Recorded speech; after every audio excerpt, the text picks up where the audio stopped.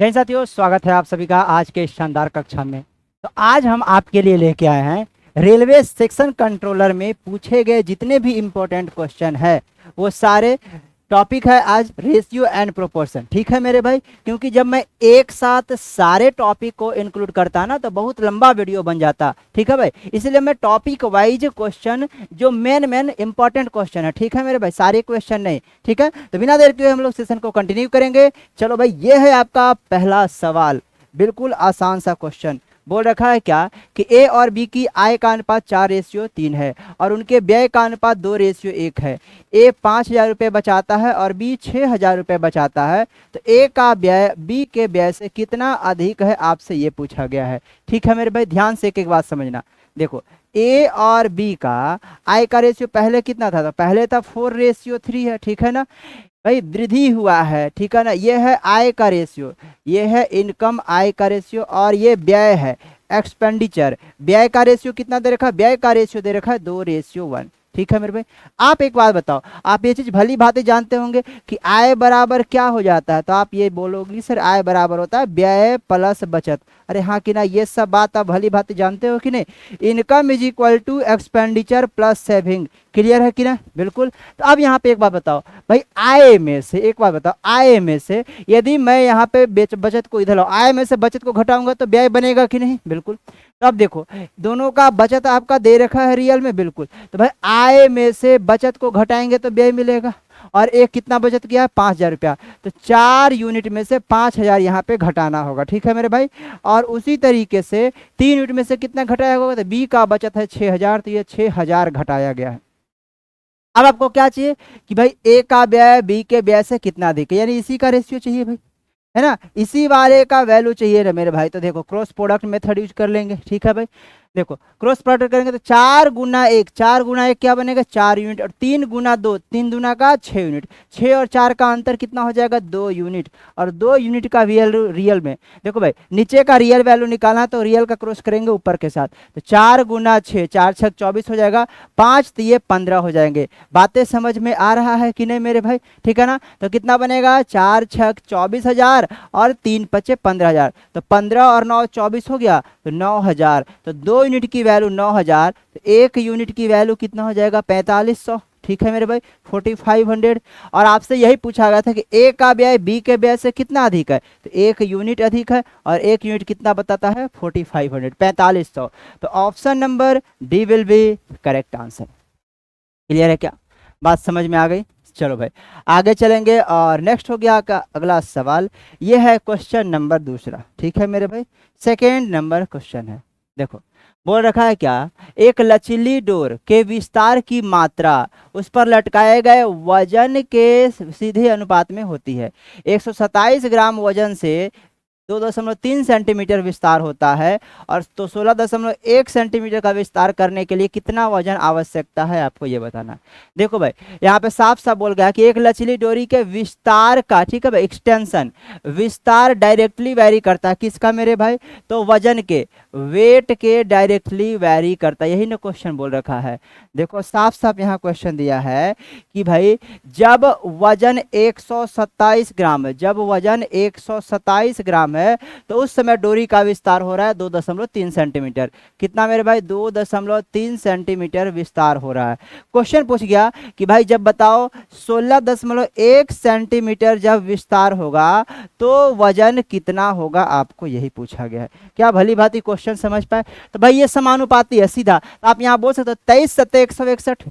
जब ये वाला 7 गुना हो गया तो कहानी खत्म, ये वाला भी 7 गुना हो जाएगा। ठीक है मेरे भाई, बात समझ में आ रहा है कि नहीं? कोई दिक्कत की बात यहाँ पे नहीं होगा। ठीक है ना, तो यहाँ पे देखोगे 12 सत्ते 84, 840 और 49 889 हो जाएगा यहाँ पे। ठीक है मेरे भाई, कितना हो जाएगा? 889, 889 ग्राम इस क्वेश्चन का बिल्कुल सही उत्तर हो जाएगा। कहाँ है? तो आप बोलोगे sir option number A will be correct answer. Clear है? बात समझ में आ गई? चलिए आगे चलेंगे, और अगला सवाल है, ये रहा क्वेश्चन नंबर 3। ध्यान से एक एक बात समझते चलिएगा मेरे भाई।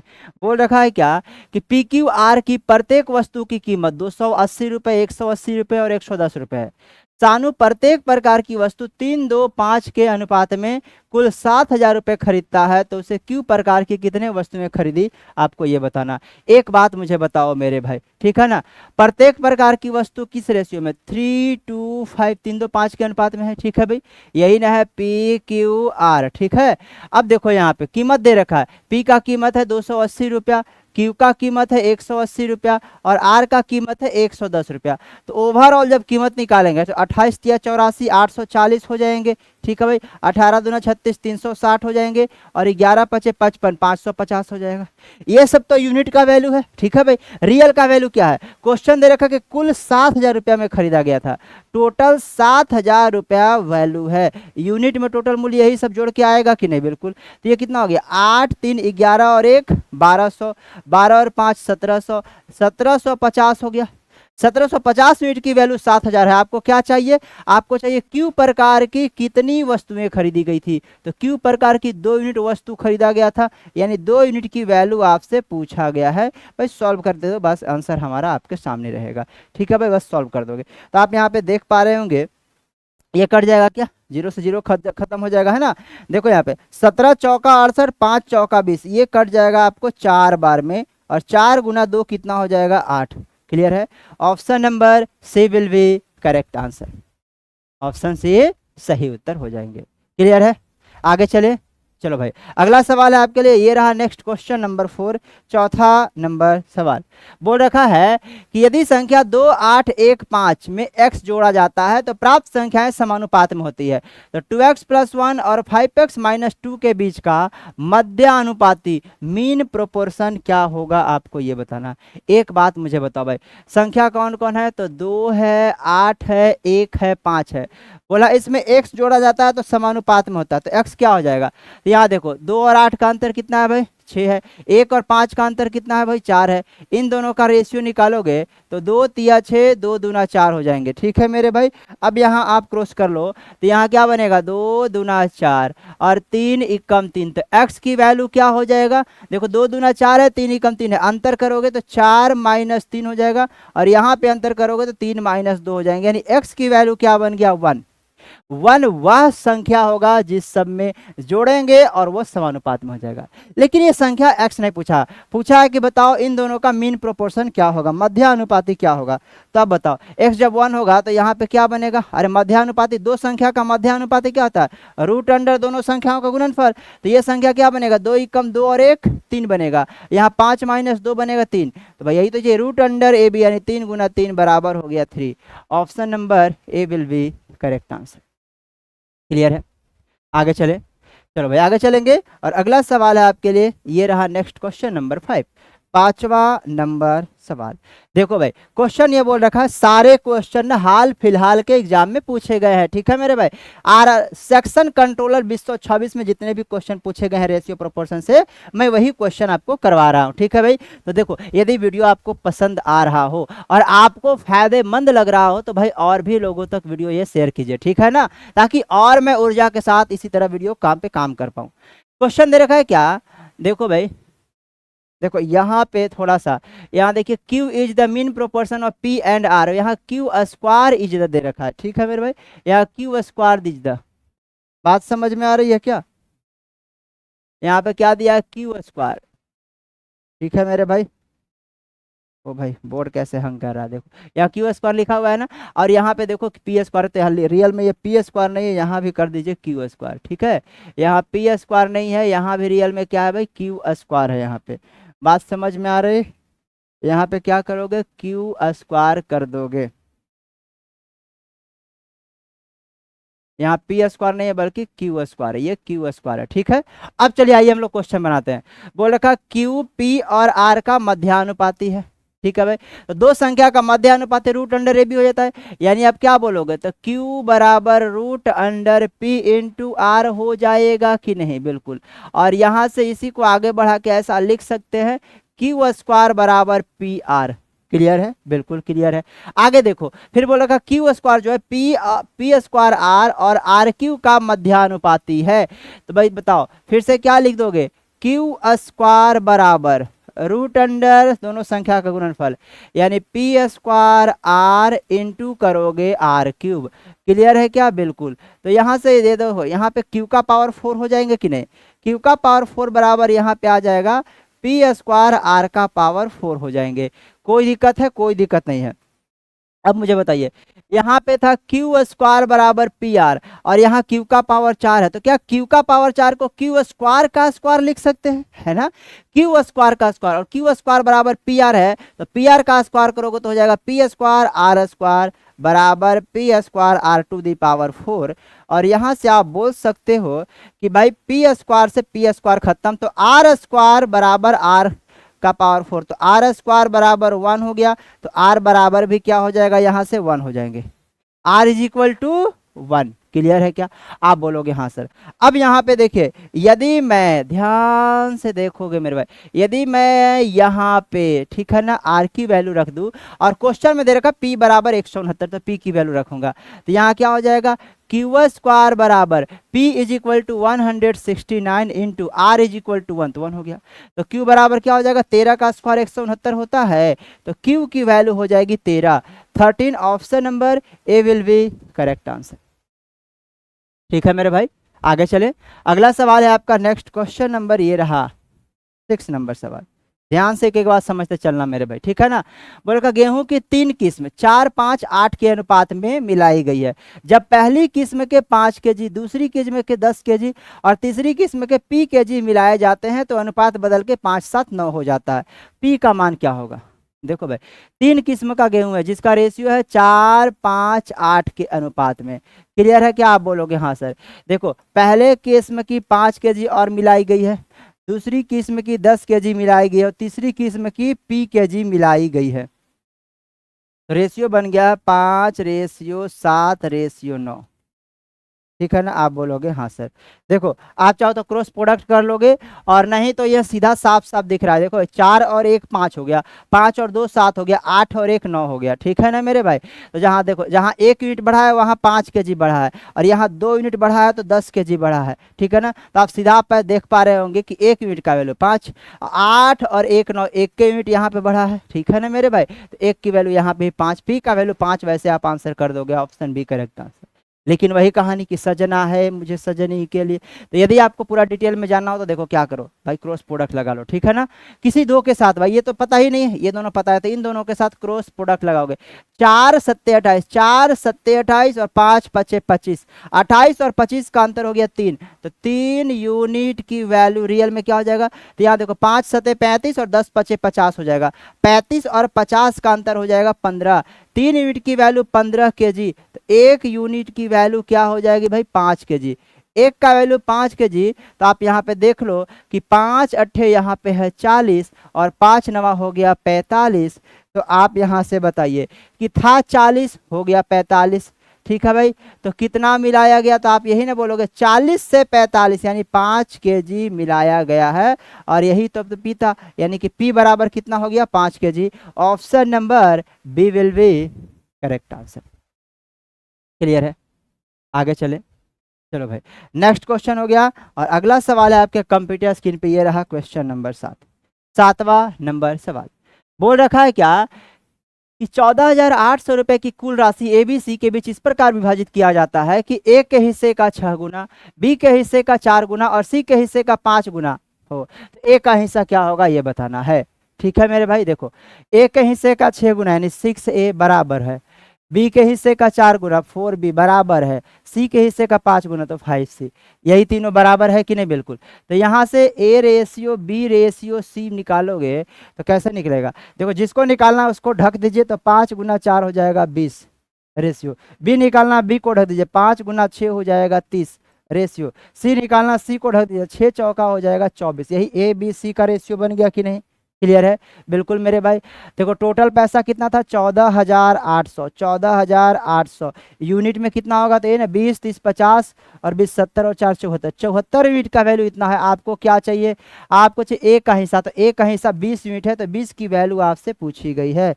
सॉल्व करके आंसर बता दोगे मेरे भाई। जरा देखो तो ये कट जाएगा, 74 दूना 148, तो ये कटेगा 200 बार में, और 200 गुना 20 करोगे तो 2 दूना का 4, 4000 इस क्वेश्चन का आंसर हो जाएगा।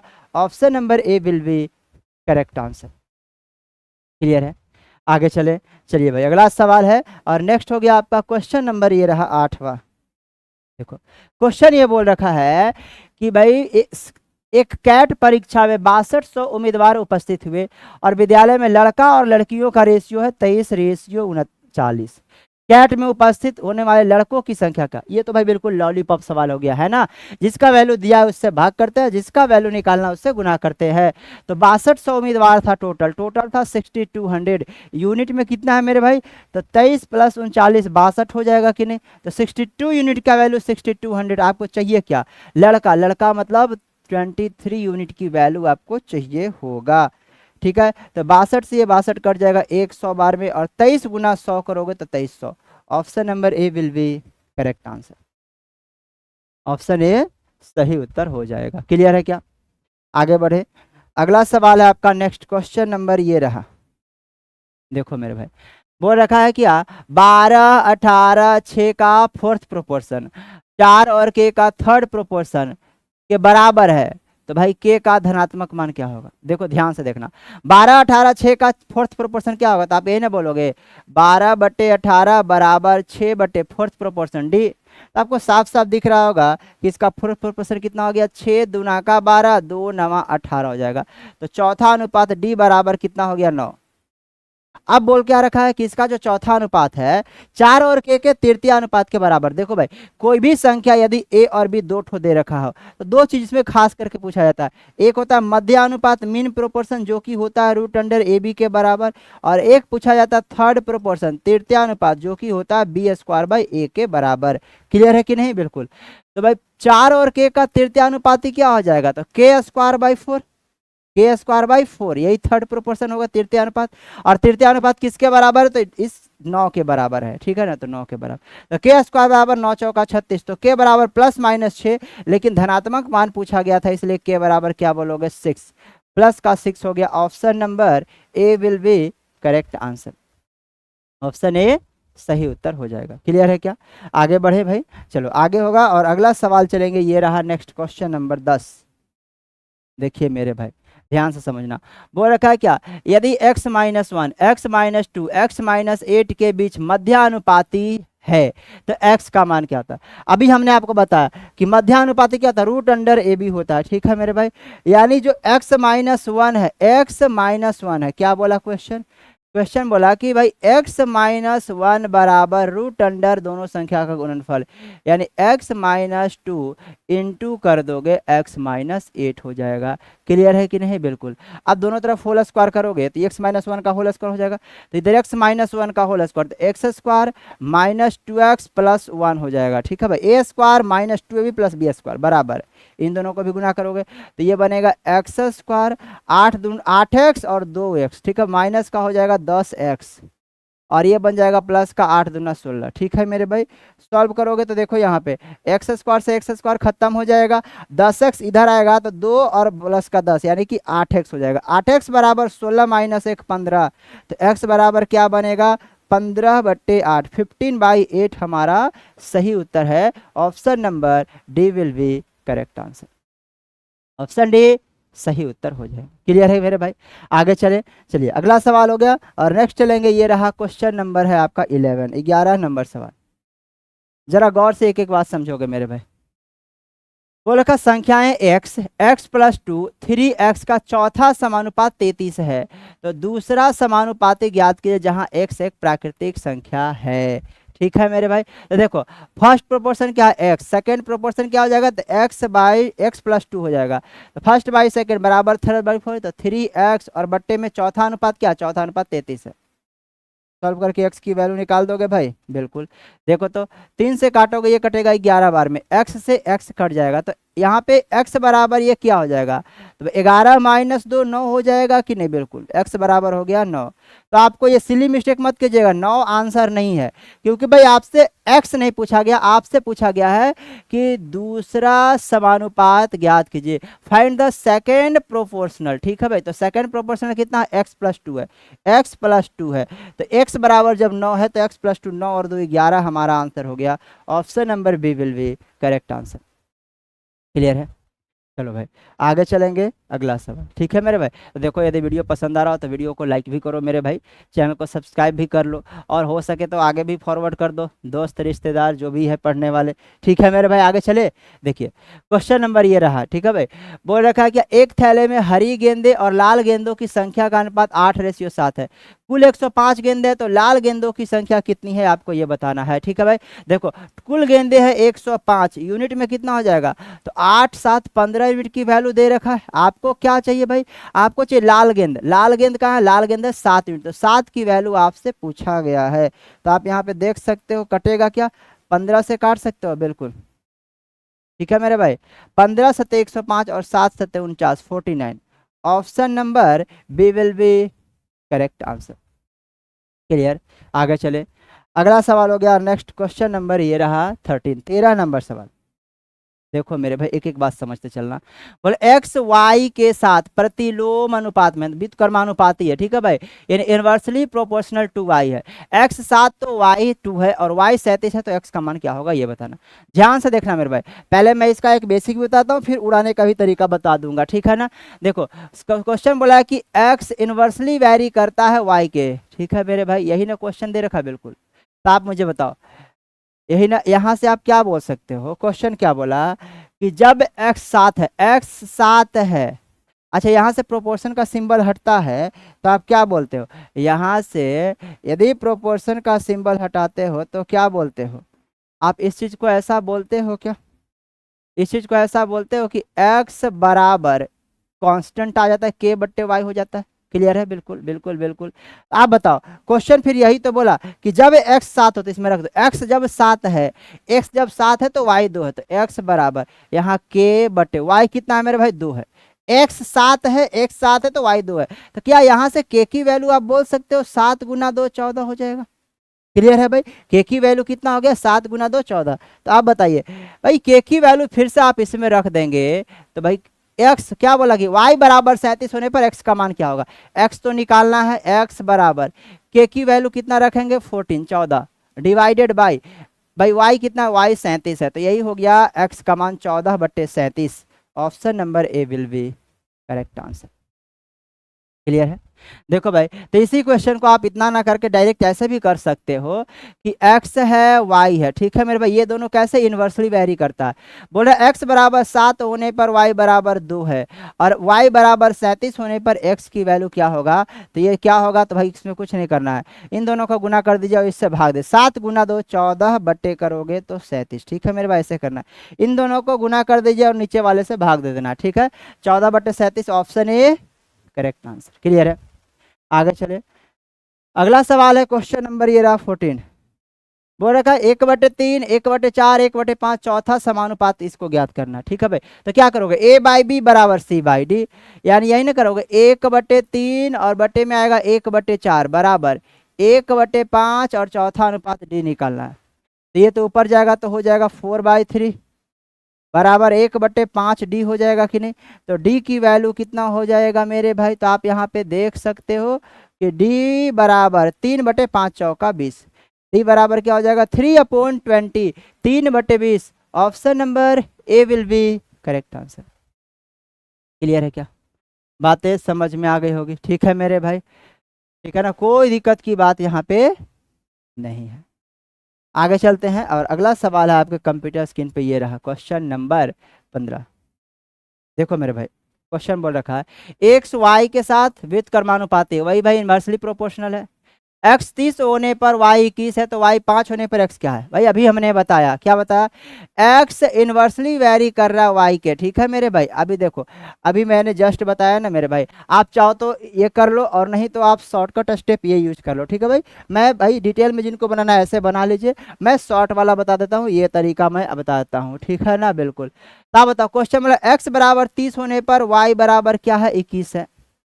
y बराबर 5 होने पर x का मान क्या होगा? आपको यही तो बताना है मेरे भाई, यही ना। तो आप यहाँ पे बताओ इसका मान क्या निकालोगे? तो आप बोलोगे इन दोनों को गुना भागा कर दोगे 5, ठीक है ना, यानी 30 गुना 21/5 कर दोगे, ठीक है। तो यहाँ पे देखो 5 6 30 और 21 6 126 126, option number A will be correct answer.